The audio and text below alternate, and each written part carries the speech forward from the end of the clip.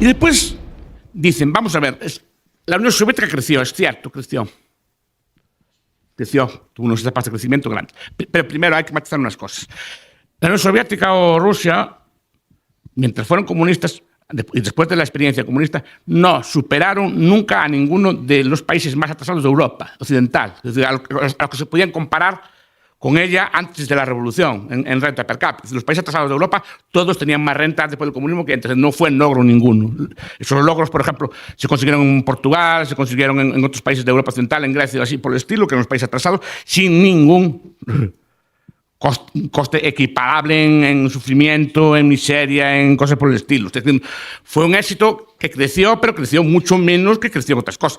Por los datos de crecimiento, hombre, esto es un debate. Paul Gregory y todos estos discuten mucho estos temas, ¿no? del crecimiento. El crecimiento, claro, no sé qué estadísticas usan, pero el crecimiento está inflado porque todas las empresas buscaban incrementar su output para cobrar los bonus que tenían los directivos de las empresas, o sea, que son los outputs en muchos casos sobredimensionados.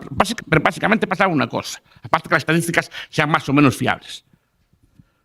El crecimiento ruso se llevó medidas un crecimiento extensivo, no un crecimiento intensivo. A ver, cualquier sociedad puede crecer si, por ejemplo, pongo a todos los jóvenes como ustedes a trabajar en 12 horas, en vez de estar aquí estudiando alta teoría y estudiando teoría del socialismo y del capitalismo y estas cosas así, pues los pongo a trabajar en un campo a roturar tierras, por ejemplo, que ahora no están cultivadas, roturar tierras malas, algo producirán trabajando 12 horas. Por ejemplo, poner a trabajar a todo el mundo muchas horas y en sitios que no son rentables, pues la producción aumenta, pero es una producción extensiva, es simplemente que la gente trabaja más y trabaja en sitios que antes no se trabajaban. Y buena parte del incremento de producción ruso se debe a esa producción extensiva. El crecimiento capitalista, como muchas veces, es un crecimiento intensivo, es decir, que con el mismo trabajo, con el mismo esfuerzo, con la misma tierra, sacarle más, pero no poner a trabajar más gente. Claro, extensivo, claro, si podemos trabajar a ancianos, a niños y todo así, claro, algo más produciremos, ¿no?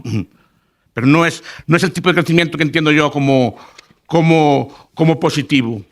Entonces digo que se ven todos los fenómenos, que se ven en otras situaciones, pero a mayor escala. Todos los fenómenos, como vimos antes, del dinero, de los controles de precios, todos los sistemas de planificación, todos los sistemas de gestión de la mano de obra, toda la gestión del sistema bancario, ¿no?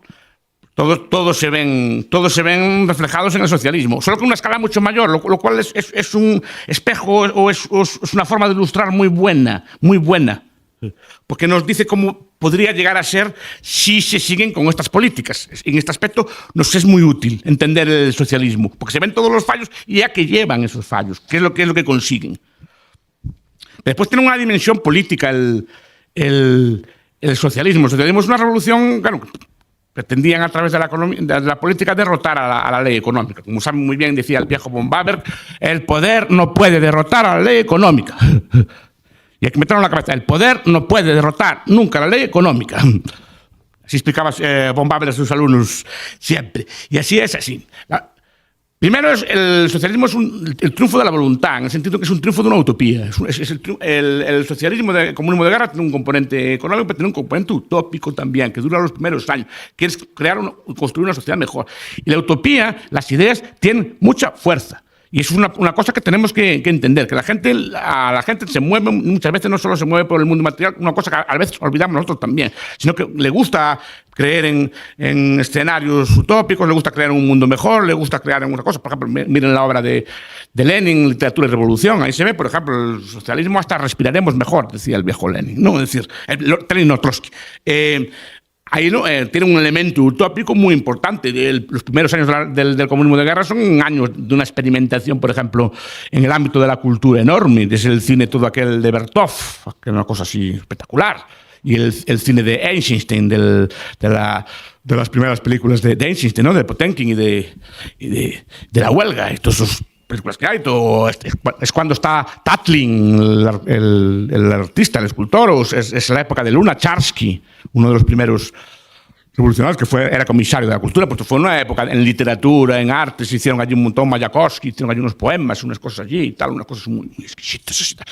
Claro, porque había un aliento utópico, y eso hay que tenerlo en cuenta a la hora de tener este tipo de cosas. Pero después también se nos ve el lado político, que es una lucha por el poder. ¿Por qué fue tan despiadada? No me quise centrar en esta conferencia pues, ni en los crímenes ni en las cosas del comunismo. Yo creo que estaba bien tratado en otros libros, por ejemplo, Courtois en el libro del comunismo, o incluso el libro de Jiménez dos Santos reciente, Memoria del comunismo, pues lo tocan adecuadamente. No quiero adentrarme en eso, pero claro, al ser una lucha por la política y la política ser un juego de suma cero, la lucha es feroz. Es la época de las purgas. Y no solo eso, Brzezinski, en un libro casi olvidado, que se llama La purga permanente, no sé si alguien lo conoce, explica no solo porque hay purgas, sino porque tiene que haberlas en un sistema de estos. Es decir, porque tiene que haberlas, porque tienes que darle cobijo a cada vez más revolucionarios que van empujando, entonces tienes que deshacerte de los viejos, tienes que poner a los nuevos. Para tener contentos y que no te revuelvan contra ti al principio de una revolución, tienes que darle cobijo a todo este tipo de personas. Por tanto, la lucha interna es tremenda, es decir, pero la lucha incluso entre comunistas. Por ejemplo, yo creo que no hay en la historia, no sé si corregirme, una persona que haya matado a tantos comunistas como Stalin. Por paradójico que parezca. El partido en Ucrania lo diezmó. No solo mató a muchos comunistas, sino que mató incluso a los mejores de ellos. Para mí el más brillante de todos ellos es Bukharin. Pues Bukharin poco duró, pero a Brzezinski lo liquidó, a Kamenev lo liquidó, a Trotsky, por supuesto, pero a todos sus compañeros los liquidó a todos uno tras otro. Y se rodeó de una camarilla de gente muy mala, Beria, y después incluso quería deshacer de ellos también, ¿no? Pero digo que es una lucha muy feroz por el poder. Es una purga. Vemos otro fenómeno también que es la lucha política dentro de los estados. Por ejemplo, claro, incluso ya a un nivel más pacífico, no de recrearnos en purgas y cosas por el estilo, se daba una lucha constante, por ejemplo, entre los técnicos económicos y los dirigentes del partido. Porque el partido que tiene unos objetivos y los técnicos le decían que no, o los técnicos tenían sus propiedades y estaban siempre compitiendo con nosotros. Se dio una lucha tremenda que se da en cualquier sistema de planificación central entre el poder local y el poder central. Porque el planificador central, el técnico de la industria, quiere hacer una cosa, pero el director del soviet local dice, ¿cómo vas a hacer esta cosa aquí a mí? No me la hagas. Y yo la boicoteaba, hacía un montón de cosas. Y había un montón de luchas políticas internas larvadas, lo cual no solo tenía una cuestión política, sino que larvaba el funcionamiento del plan, larvaba el funcionamiento de la economía, la descoordinaba aún más, ¿no? Y después vemos qué es lo que pasa cuando no hay propiedad privada. ¿Y qué pasa cuando no hay propiedad privada? ¿No? Las libertades se acaban en buena medida.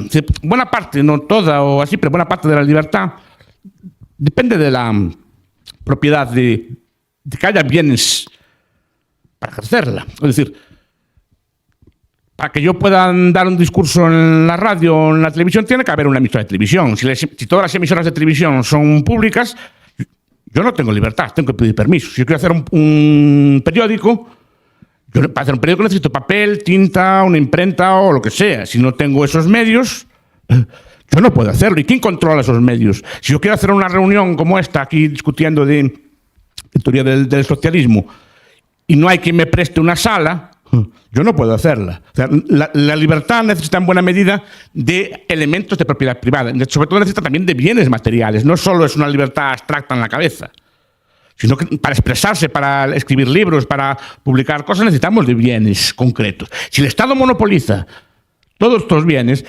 automáticamente se produce censura, aunque el Estado sea bueno o tenga buen corazón, que es un caso muy extraño. Pero es el hecho de tener que pedir permiso. No es el hecho de que me lo den o no, es el hecho de tener que pedir permiso, que yo no puedo expresarme, que para expresarme necesito el permiso de otra persona. Y ahí se ve. Tolstoy decía que quien no conoce la cárcel no conoce el Estado. Y la Unión Soviética, en cierta medida, era una cárcel. Por ejemplo, en unas épocas hubo propiskas, que es pasaportes internos. Una persona no podía, después se abolió, pero no podía desplazarse por el país, no podía cambiar de trabajo sin permiso, no podía cambiar de residencia. Incluso si uno, para casi todo, si quieres vivir con una novia o una cosa así, tienes que pedir permiso. Es decir, se convierte en una especie de prisión, precisamente porque no hay medios de producción. Pues, claro, yo quiero vivir como una novia. Póngase en la cola, en la lista del sindicato del soviet, y ya le daremos una casa cuando nosotros veamos oportuno. No es cuestión tuya, es decisión de cuando ellos deciden. Un automóvil o cualquier otro tipo de bien de consumo siempre requiere de algún tipo de permiso previo por parte del gobierno y que te lo declare prioritario o no. Entonces digo que es un sistema que se puede ver también cómo se puede llevar el Estado a las últimas consecuencias. Y ahí podemos aprender mucho. La gente piensa que llegar al Estado a las últimas consecuencias sería como un paraíso de libertad. Yo creo que sería todo lo contrario. Por eso es muy importante tener en cuenta todo esto. Después hay un elemento social. Y ya acabo, ya me avisaron. Yo recomiendo aquí varios libros también, ya que estoy así, siempre me gustó recomendar estas cosas. Por ejemplo, yo recomiendo el libro de Frank Westerman, ¿no?, que se llama Ingenieros del Alma. O el libro de Graham, se llama El fantasma del ingeniero ejecutado, que explica muy bien. Son medio ensayo, medio libros, no son libros académicos, son libros fácilmente libres, pero que explican muy bien, o el de Spufford que dije antes, que explican muy bien cómo es la vida la vida económica real y los problemas que hay en una sociedad de este estilo. Y lo explica muy bien, sobre todo Ingenieros del Alma. Explica, por ejemplo, todo el ataque que se hizo a la intelectualidad y la censura, la matanza de muchos intelectuales por parte de Stalin, pues, y algunos de los más brillantes, de Josip Mandelstam a otros muchos, ¿no? O, ¿cómo se llama? Este Platonov, toda esta gente así. Muchos murieron en campo de concentración. Y muchos eran socialistas y bolcheviques de origen. Y acabaron ahí. Entonces, ¿cómo se replicó todo este tipo de cosas? Pero ya acabo. Bueno, será una lucha de clases tremenda, internas, de una clase de lucha entre el campo y la ciudad. Bueno, vemos un montón de conflictos sociales. Se dio la existencia de una nomenclatura. Como dije antes, para gobernar un pueblo necesitas crear una especie de clase que gobierne y tienes que dar algún tipo de privilegio. Por ejemplo, la idea de que los miembros del partido tienen unas tiendas para ellos y el resto del pueblo tiene que ir en otras. Que ellos tienen acceso a divisas y el resto no. Y además, bueno, había aquellas mafias todas que se crearon alrededor de todo esto, en las que acaparaban divisas, etc. Pero me preocupa, y ya acabo, me preocupa una cosa. Fue la destrucción ética que se hizo. Costa Simis, creo que es un libro que se llama The Soviet Union, de la sociedad corrupta. Fue una destrucción total de la moral de la gente. Primero porque veían, al ser el Estado el único referente de la moral, si sus dirigentes ya no eran morales, la gente no tiene ningún tipo de referente, porque ellos acabaron con cualquier tipo de moralidad alterna, por ejemplo, con las iglesias o con otro tipo de filosofías. La única moral que había era la del partido, pero si sus líderes de partido son así, y si ven que son corruptos y que no se comportan como dicen, eso deteriora mucho la ética. Si se convirtió en una sociedad corrupta porque la gente no trabajaba. Había corrupción en todo. Había corrupción, por ejemplo, Costa Simis, me parece que es así, en el médico. Había que pagarle en botellas de vodka o en rublos así para que te colaran la cola si no la atendían en las escuelas. Para el acceso a la universidad había que pagarle una propina al funcionario del partido. Pero eso no lo cuento yo, lo cuenta que estos libros de historia de la Unión Soviética, y lo cuenta la vida cotidiana. Así, cuando nos pintan que era un paraíso, que todo el mundo tenía esta cosa, todo se negociaba de forma corrupta, y eso deterioró mucho la moral de la sociedad. Y la prueba está, y ya acabo. Cuando acaban a muchos, la corrupción capitalista, todas estas mafias corruptas de la Unión Soviética que privatizaron, no sé qué. Vamos a ver, esas mafias corruptas de Putin, todas esas mafias corruptas, ¿dónde fueron educadas?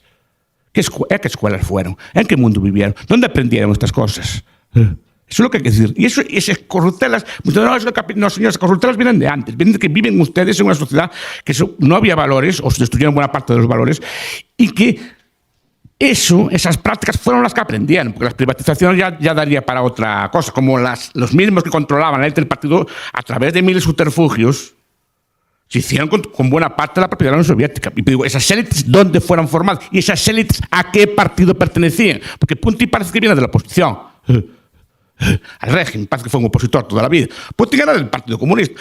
Yeltsin fue del Partido Comunista. Toda esta gente viene del Partido Comunista. Todos los oligarcas vienen de ese mundo. ¿De dónde vienen? No, pues vienen de ahí y fue lo que aprendieron.